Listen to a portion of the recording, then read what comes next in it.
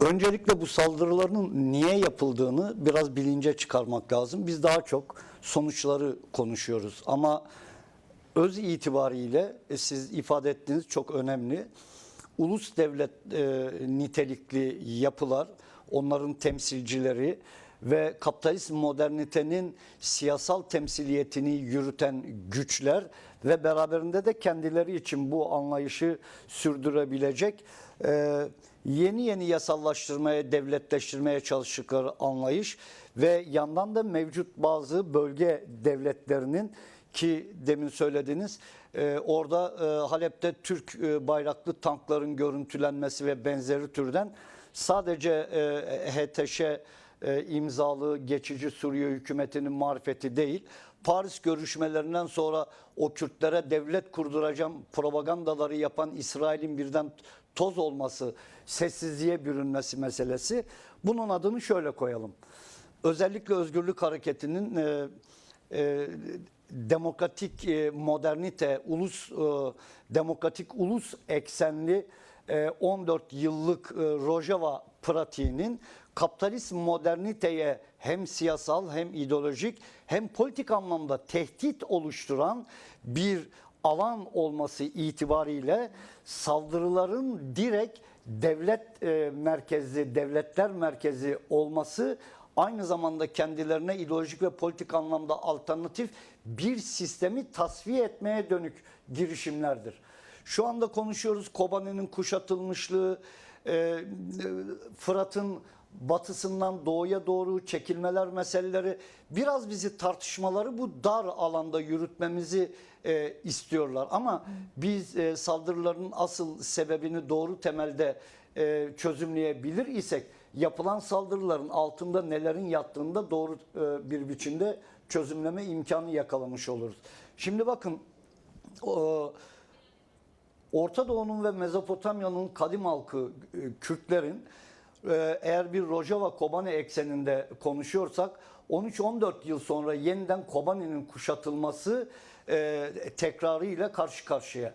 Dün direkt DAEŞ, IŞİD çeteleri bu saldırıları yürütürken şimdi devletleştirilmiş, elbiseleri değiştirilmiş, kapitalist devletler tarafından da meşrulaştırmak için saraylarında, parlamentolarında ağırlanan Jolani isimli bugün kendisine Suriye'nin geçici devlet başkanı unvanıyla hitap ediliyor ama dünün El-Kaidecisi, El-Nusracısı, bugünün ise HTŞ imzasıyla Şam'ı teslim almış olan gücü uluslararası kapitalist güçlerin temsilcileri sırayla davet ediyorlar. Onu meşrulaştırmaya çalışıyorlar. Aslında meşrulaştırmaya çalıştıkları anlayış tekçi, ulusçu devlet anlayışının yeniden kutsanmasıdır. Türkiye Büyükelçisi aynı zamanda Orta Doğu temsilcisi ABD'nin Tom Barak kalkıp haddini çok aşan ama kendi kafasında olması gerektiğini düşündüğü Orta Doğu'da Kürtleri de yani Suriye coğrafyasında kastederek buraya demokrasi gitmez, yerinden yönetim gitmez.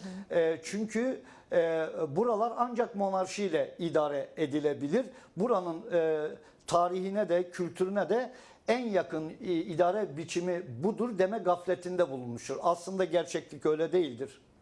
Yani bu kısmı bir yerde bırakacak olursak hani bir plandan söz ediyoruz ve aslında ben soruma başlarken de tüm o dayatmalara ve tehditlere rağmen bir halkımızla birlikte direneceğiz diye bir söz geliyor SDG tarafından ve o sözün ardından milyonlarca insan sokağa çıkıyor. Şimdi plan nedir diye sorduk ve bugün gelinen aşamada tıpkı bu direniş mesajıyla birlikte gelişen o ayaklanma ve protesto eylemlerini de ele aldığımızda bu plan bozuldu mu? Yani örnek veriyorum şimdi bir anlaşma ve entegrasyon süreci var.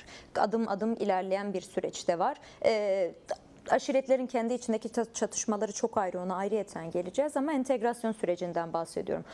Bu direniş yani dolayısıyla bu direniş hali bu planları bozdu mu? Ya da nasıl bir noktaya getirdi ve geri adım attıran bir yerde miydi? Önce şeyi açıklığa kavuşturmak lazım.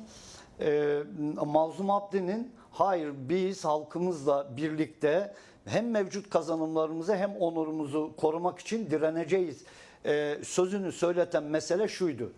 bir teslimiyet dayatılması vardı ve özellikle de ABD tarafından İran ve Irak ile ilgili oluşturmuş oldukları stratejide dün işte karşı nasıl bir partner olarak koalisyon güçleriyle başta İngiltere, Fransa ve ABD ile ortak hareket ediliyorsa, şimdi de orada Haçlı Şabi'ye karşı güçlerinizi kullanmayı istiyoruz sorusunun da karşılığıdır direniş. Çünkü bize tek mermi atmamış olanlarla biz savaşmayız dedi. İki, tüm hakları gözetilmeksizin bir bütün olarak hem demin söylemiş olduğum anlayışın, paradigmanın tasfiyesi, hem Kürt halkının fiziki olarak tasfiyesi kararını pratikleştirmek istedikleri için bir direniş kararı alınmıştır. Son İmralı heyetinin önderlikle yapmış olduğu görüşmeden de anlıyoruz ki bu 15 Şubat komplosundan daha derinlikli bir komplo ve bir bütün olarak Kürt-Türk, Kürt-Arap çatışmasını derinleştirip mevcut kazanımlarını hem tasfiyesi hem fiziki olarak Kürt halkının fiziki olarak ortadan kaldırılmasına dönük bir planlamaydı. Bir şeye hesap etmediler.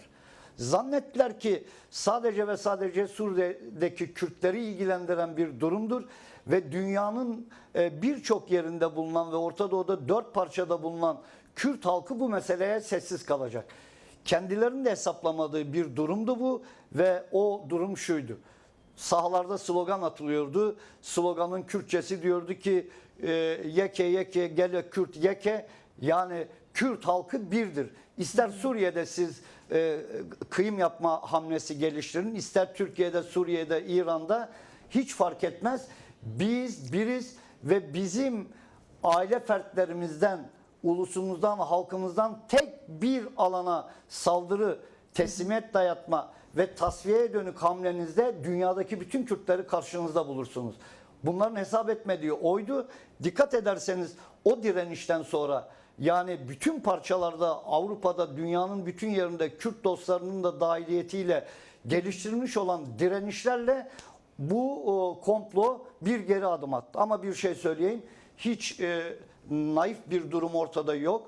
Biraz gevşememizi gerektirecek herhangi bir durum yok. Bu komplo devam ediyor. Öncelikle zihniyetin, yani paradigmanın, bütün halkların kardeşçe yaşayabileceğinin pratik olarak fotoğrafının yürütülen müzakereler ya da görünen fotoğraf hiçbir zaman yapılan işlerin bütününü ifade etmez. Hani Rojava sadece Rojava değildir diye son zamanlarda bir cümle kuruyoruz. Ankara'da yürütülen görüşmeler de tek başına bir görüşme değil. Bir yanıyla sizinle görüşürken aynı zamanda Kürt halkının baş müzakereci olarak ilan etmiş olduğu Sayın Öcalan'ı itibarsızlaştırmaya dönük, Suriye halkının gözünde esasından kaydırmaya dönük, bu çalışmaları yürüten insanların manipüle edilerek yürütülen mücadeleyi zaafa uğratmaya dönük de bir yandan özel savaş birimi görevini yapıyor. Sosyal medya gönderilmiş olan bir halı üzerinden, tabi zamanlama manidar, orada bir savaş varken halkın bir bölümü Suriye'de, Rojava'da katliamla karşı karşıya bırakılırken bunlar burada birbirlerine hediye veriyorlar algısının yaratılması, aynı zamanda müzakereyi yürüten önderlik ve beraberindeki heyete dönük hem halkımızda hem duyarlı demokratik çevrede bir algının oluşturulması gayretinin ötesinde bir şey değildir. Bunlar anlaşılabilir ve bunlara dönük de hem sahada yürütülen çalışmalarda hem halkımızla bir araya geldiğimizde bu sorularla karşı karşıya gelindiğinde şu cevapları veriyoruz. Çok doğaldır. Bu dönem güveniyoruz ve inanıyoruz kavramları üzerinden yürütülecek süreçler değildir. Geçen Avrupa'da komisyon üyesi Faik Erol, Özgür Faik Erol arkadaşın bir ifadesi var. Önderlik çok sıkça ifade ediyor dedi. Bir kısmı beni Mesih, asıl sözümün kelamını eksiltmeksizin, bir kısmı da beni ortak zannediyor. Sanki ben yokmuşum fiziken ya da siyaseten. Oysa ki bu meselelerde istenileni, ideal olanı değil, rasyonel olan üzerinden yürütülmesi gereken bir süreci devam ettiriyoruz. Dolayısıyla bir müzakere yürütülürken nezaketen yapılan bazı durumlar vardır. Ama bunun ne zaman deşifre edildiği, açık edildiği, hangi amaçla yapıldığı doğru temelde değerlendirildiğinde onların bu oyunları da boşa çıkar. Şimdi iki tane ciddi unsur var. Özel savaş mekanizmasının merkezinde olduğu. Bir kısmı Kürt milliyetçiliği adında Nasyonal Kürdiş diye bir çerçeve içerisinde dolaşıyor. Bir kısmı da çok kızıl sol sosyalist mantalitesi etrafında dolaşıyor. Soldan doğru genellikle önderliğin son 27 Şubat'la birlikte demokratik toplum ve demokratik sosyalizm ve reel sosyalizm üzerine geliştirmiş olduğu eleştirilerden doğru dogmatik yapıları için bu açıklama ve gelişmeyi tehdit olarak gördüklerinden saldırıyor. Bir kısmı da aslında biz bağımsız bir Kürdistan kuracaktık. Devlet kurmaktan vazgeçti. Dolayısıyla bizim dava zaafa uğradı ve başında da Sayın Öcalan vardır. Karşı propagandaların yürütülmesinin ikisinin de merkezi aynıdır ve maksatları birdir. Dolayısıyla halkımızın çok bu oyunlara geldiğini söyleyemeyiz ama özel savaş yöntemlerine dair uzun yıllardan beri mücadele içerisinde bulunanlar da oldukça uyanıktırlar. Rojava'da meselenin bir noktaya gelmiş olma hali, yani genel anlamda Kürt halkının direnişi, Rojava'daki mevcut an itibarındaki pozisyonun Türkiye'nin bazı kaygılarının da herhalde gitmiş gibi olması. Çünkü hem iktidar kanadından hem diğer siyasi alanlardan doğru yapılan açıklamalar onu gösteriyor. Aslında Kürt halkının genel anlamdaki direnişi Türkiye'de yürütülen barış ve demokratik toplum ve demokratik çözüm süreçlerini olumlu bir şekilde etkileyeceği, geçen gün MHP Genel Başkan Yardımcısı Fethi Yıldız'ın bir ifadesi vardı. Özellikle sizin tabirinize söyleyeyim ama genel anlamda umut hakkı deniyor. Umut ilkesi dahil olmak üzere birçok önemli meselenin o ortak komisyonun ortak raporunun parlamentoya getirileceği ve bu maddelerin de bu komisyona sunulacak raporun içerisinde, yani ortak raporun içerisinde yer alacağı ifadesi şunu gösteriyor. Yani Rojava'ya saldırmış olmaları ve müthiş bir direnişle karşı karşıya kalmaları aynı zamanda Türkiye'de bu görüşmelerin, müzakerelerin hangi yöne evrilmesi gerektiğine dönük, nasıl olması gerektiğine dönük de bir hat çizmiştir.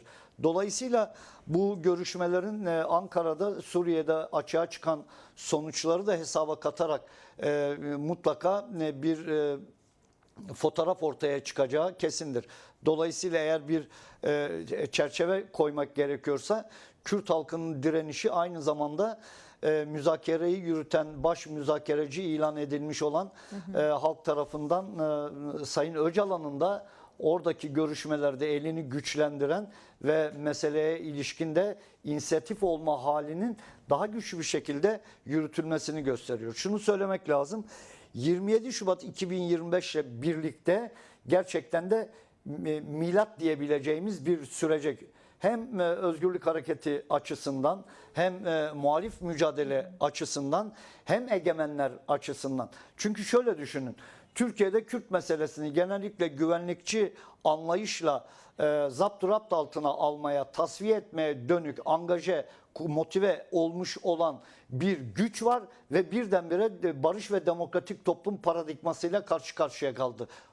Aslına bakarsanız boşa düştüler. Peki savaş rantından beslenenler panik içerisindeler. İlginç, meselelere dogmatik yaklaşanlar da boşluğa düştüler. Şimdi ne oluyor diye. Şimdi aslında barış, kardeşlik, etnik kökenlerin bir anlamı olmadığına dair mesajlar veriliyor. Daha yeni Bahçeli böyle bir açıklama yapmış 57. yılda çok özel. önemli. Bazen soruyorlar bu nasıl oldu diye. Ben de kişisel olarak espri yapıyorum. Tabii çok diplomasiye denk düşmez ama kime ne zaman hidayet nasip olacağı pek bilinmiyor. Hiç beklemediğiniz insanlardan da çok önemli ve sizin de alkışlayacağınız şeyler duyabiliyorsunuz. Son zamanlarda Sayın Devlet Bahçeli'nin de söylediklerine açıkçası değer veriyoruz. Çünkü biz sonuna kadar arkasındayız diyor. Bugüne kadar da o söylediği çok aksi bir durum olmamış. Ama o söyledikleri bize değildi. Umut Hakkı vesaireye ilişkin grup toplantısında daha çok iktidarda partneri olan AKP'ye sesleniyor. AKP'ye diyor ki bu meseleyi artık uzatmanın bir anlamı yok. Özgürlük Hareketi önderliği bugüne kadar hangi hususta neyi nasıl yapacağına kamuoyuna deklare ederek ne demişse pratikleştirmiş ve yerine getirmiştir. Şimdi sıra devlettedir. Bu saatten sonraya bu meselenin geriye dönüşü yoktur. O halde umut dağıtmayalım ama umudu her zaman sıkı ve sıcak tutalım. Orta Doğu'da yaşıyoruz maalesef. Sabahleyin başka bir şeye uyanabiliriz. Ama bizim güvendiğimiz, inandığımız ve umudumuzu sürekli canlı tutan, orada baş müzakereci olarak kendi ifadesiyle Sayın Öcalan diyor ki ne aldatırım ne aldatılırım. Dolayısıyla bu görüşmelerin gayet güvenli bir şekilde Kürt halkının ve Türkiye'deki bulunan emekçilerin, kadınların, gençlerin ve Kürt dostlarının lehine sonuç alacağına olan inancımızla meselenin içerisinde yer almaya devam edeceğiz.